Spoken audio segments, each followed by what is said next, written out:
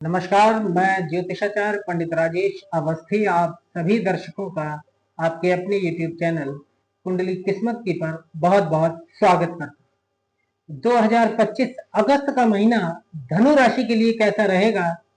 धनु राशि के जातक अगस्त के महीने में क्या कुछ प्राप्त करेंगे? किस तरह की स्थितियां परिस्थितियां इनके जीवन में बदलेंगी? क्या इनके जीवन में परिवर्तन आएगा? और नवग्रहों का गोचर अगस्त के महीने में क्या कुछ धनु राशि के जातकों को प्रदान करेगा?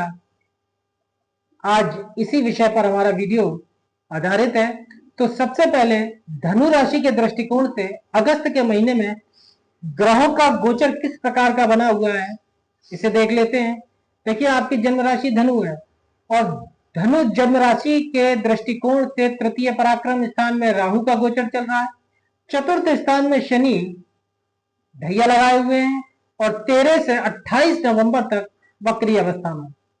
सप्तम स्थान में आपकी जन्म राशि के स्वामी देवगुरु बृहस्पति गोचर कर रहे हैं। लाभेश षष्ठेश शुक्र आपके सप्तम केंद्र स्थान में देवगुरु बृहस्पति के साथ युति बनाए हुए हैं। अष्टम स्थान में सूर्य बुध की स्थिति बनी हुई है। नवम स्थान में केतु, तो दशम केंद्र स्थान में 28 जुलाई से मंगल का गोचर आरंभ हो चुका है। तो सबसे पहले प्रारंभ करते हैं देवगुरु बृहस्पति से, क्योंकि ये आपकी जन्म राशि के स्वामी हैं, चंद्र लग्नेश है।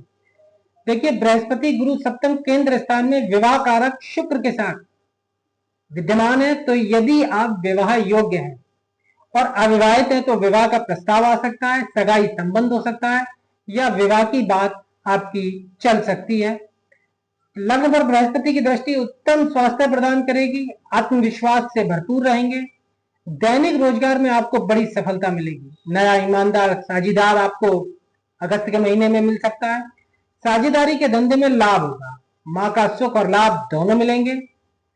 भूमि भवन और वाहन की प्राप्ति का प्रबल योग बनेगा, क्योंकि बृहस्पति चतुर्थेश होकर सप्तम स्थान में लाभेश शुक्र के साथ गोचर कर रहे हैं। तो वाहन और मकान का योग प्रबलतम बनेगा।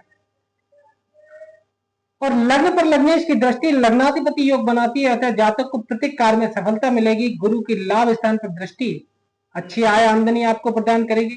भाई बहनों का सुख मिलेगा। अब बात करते हैं शुक्र की। देखिए, शुक्र आपका लाभेश होकर सप्तम भोग स्थान में देवगुरु बृहस्पति के साथ, जो कि आपके चंद्र लग्नेश हैं, जन्म राशि के स्वामी हैं, के साथ गोचर कर रहा है। तो 20 अगस्त तक शुक्र आपके सप्तम स्थान में गोचर करेगा, तो जीवन साथी से लाभ प्राप्त होगा। सप्तम भाव में भोग स्थान है, शुक्र भोग का कारक एवं भोग प्रिय ग्रह है, अतः जातक की बुद्धि या इच्छा रति क्रियाओं में अधिक रहेगी और भोग से संबंधित इच्छाएं जो आधी अधूरी हैं वो पूरी भी होंगी। परंतु जातक की वासनात्मक इच्छाएं बढ़ी चढ़ी तो रहेंगी, परंतु गुरु के साथ शुक्र की युति होने से जातक गलत तरीके से अपनी कामेच्छाएं पूरी करने से बचेगा। सप्तम स्थान में गुरु शुक्र की युति होने से दाम्पत्य वैवाहिक जीवन सुखमय रहेगा। पति पत्नी में नोकझोंक के साथ तालमेल बना रहेगा। अब बात करते हैं शनि। शनि 29 मार्च 2025 से आप पर चतुर्थ केंद्र में कंटक ढैया लगाए हुए हैं और 13 जुलाई से 28 नवंबर तक शनि अब वक्री हो चुका है। ढैया काल में शनि का वक्री होना धनु राशि के जातकों के लिए अच्छा नहीं है। शनि आपके चतुर्थ स्थान में गोचर कर रहा है, इसलिए जब भी शनि वक्री होता है, शनि एक नैसर्गिक क्रूर और पापी ग्रह है, तो इसकी अशुभता बढ़ जाती है। यह काफी तीव्र गति से अशुभ फल प्रदान करने लगता है जब तक ये वक्री रहता है। अब चतुर्थ भाव में ढैया काल में शनि का वक्री होना, तो आपके घरेलू और पारिवारिक जीवन में शनि उथल पुथल मचा सकता है। आपके कारोबार, नौकरी, आजीविका में यह बड़ा उलटफेर कर सकता है, परिवर्तन दे सकता है, पदहानि कर सकता है। कारोबार, व्यापार, नौकरी में आपको कई तरह की स्थितियां जो कि नकारात्मक हो, इस तरह की प्रदान कर सकता है। इसलिए प्रतिदिन 11 पाठ हनुमान चालीसा के करने चाहिए। शनिवार को शनि से संबंधित जो भी दान है उसे करना चाहिए। शनि की ढैया से संबंधित जो भी बीज मंत्र है उनका नियमित पाठ करें। हनुमान जी को चोला चढ़ाएं, तो शनि की ढैया और इसके वक्री होने का अशुभ प्रभाव आप पर नहीं पड़ेगा। देखिए, शनि धनेश पराक्रमेश होकर चतुर्थ स्थान में गोचर करेगा तो अपनी तीसरी दृष्टि छठे भाव पर डालेगा। शनि वक्री है तो रोग का अंत करेगा। जो भी कोई बड़ा रोग आपको अगर लगा हुआ है तो उसमें आपको राहत मिल जाएगी। कर्ज में आपको निश्चित रूप से राहत प्रदान करेगा, कर्ज में कमी आएगी और शत्रुओं और मुकदमे में भी ये आपको विजय दिला सकता है। शनि की लग्न पर दृष्टि आलस्य और प्रमादी भी बनाती है। धन का संग्रह होगा। कभी कभी शनि के वक्र गति से चलने के कारण घरेलू वातावरण में अशांति के कारण भी पैदा हो सकते हैं।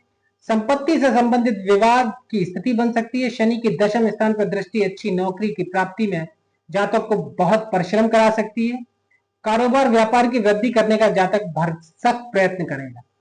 अब बात करते हैं बुध की। बुध आपका कर्मेश होकर अष्टम स्थान में पूरे अगस्त के महीने में गोचर करेगा। बुध वक्री होने से अति फलदायक है, लेकिन अष्टम स्थान में भाग्येश सूर्य के साथ कर्मेश बुध की युति अच्छी नहीं होती।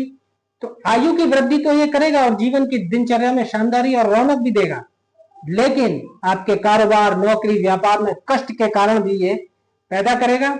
लेकिन भाग्य बल से और गलत कार्यों से जातक अच्छा धनोपार्जन करेंगे। गुप्त तरीके से अचानक धन का लाभ हो सकता है।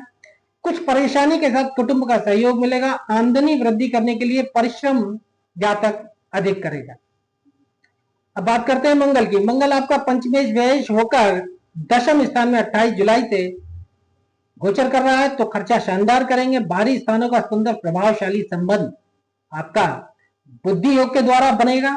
पिता से कुछ हानि या मतभेद की स्थिति रह सकती है। मंगल के कारण मंगल दशम स्थान में दिग्बल को प्राप्त करता है, इसलिए राजनीतिक प्रशासनिक कार्यों में पद प्रतिष्ठा प्रदान कर सकता है। भौतिक सुखों की प्राप्ति होगी। पंचम स्थान पर मंगल की अपने घर पर स्वराशिष्ट मेष पर दृष्टि जातकों को बुद्धि बल प्रदान करेगी और शिक्षा प्राप्ति का वातावरण अनुकूल बनाएगी। जातक श्रेष्ठ शिक्षा प्राप्त करेंगे। उच्च शिक्षा प्राप्ति के भी योग प्रबलतम बनेंगे। अब सूर्य आपका 16 अगस्त तक आपके अष्टम स्थान में भाग्येश होकर गोचर करेगा, तो भाग्य कहीं ना कहीं थोड़ा बहुत कमजोर आपका 16 अगस्त तक बना रहेगा। भाग्य का साथ आपको कम मिलेगा, लेकिन 16 अगस्त को जब सूर्य आपके भाग्य भाव में अपनी स्वराशि सिंह में प्रवेश करेगा, तब आपका भाग्य बल बलवान हो जाएगा और कदम कदम पर भाग्य आपका प्रत्येक कार्य में सहायता प्रदान करेगा। धार्मिक क्रियाकलाप दान परोपकार तीर्थ यात्रा आदि पूरे मन से जातक करेंगे। अब बात करते हैं राहु की। राहु आपके तृतीय पराक्रम उच्च स्थान में बलवान होकर गोचर कर रहा है, तो राहु के आपके तृतीय पराक्रम स्थान में गोचर करने से आपका साहस काफी बढ़ा चढ़ा रहेगा, परंतु भाई बहन से तृतीय पराक्रम स्थान में पाप ग्रह मतभेद या वैर विरोध की स्थिति पैदा कर देता है।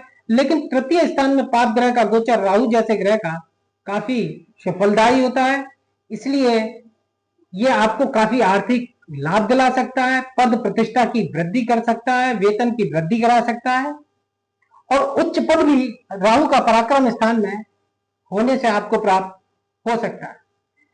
केतु की बात करते हैं। केतु मोक्षदायक ग्रह और ये नवम धर्म स्थान में गोचर करेगा, तो केतु आपको तीर्थ यात्राओं पर भेजेगा, विशेषकर 16 अगस्त के बाद, क्योंकि 16 अगस्त के बाद धर्मेश भाग्येश त्रिकोणेश सूर्य नवम स्थान में ही आपके आ जाएंगे, तो 16 अगस्त से 30 अगस्त तक जातक तीर्थ यात्राओं पर जाने का विचार करेगा। तीर्थ यात्राओं पर जाएगा, दान धर्म परोपकार पूरे मन से करेंगे और विदेश यात्रा का योग 16 जुलाई के बाद आपका प्रबल रूप से बन जाएगा। तो आज के वीडियो में इतना ही धनु राशि के जातकों के लिए। अगर वीडियो अच्छा लगा तो वीडियो को लाइक करें, अधिक से अधिक शेयर करें और चैनल को सब्सक्राइब करें।